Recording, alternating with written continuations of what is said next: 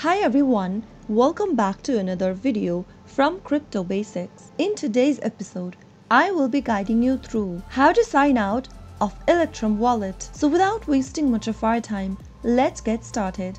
Open your Electrum Wallet application on your device. Once you do so, click on the File option on the top left corner. From the pop-up, click on Quit. But before doing so, make sure that you remember your password for your Electrum Wallet so that you can enter back to your account. Soon after you click on Quit, you will be able to sign out of the wallet. If you ever want to get back to it again, you will now need to enter your wallet's name and then your wallet's password. Make sure to choose the correct wallet name and enter your password correct in order to sign in back to your Electrum Wallet account. So that's how easily it will be done. If you found the video to be helpful, go ahead and give us a thumbs up. Don't forget to subscribe to our channel by hitting the subscribe button. Also, press on the bell icon so that you'll never miss another upcoming upload from us. I will see you again in the next video. Thank you for watching.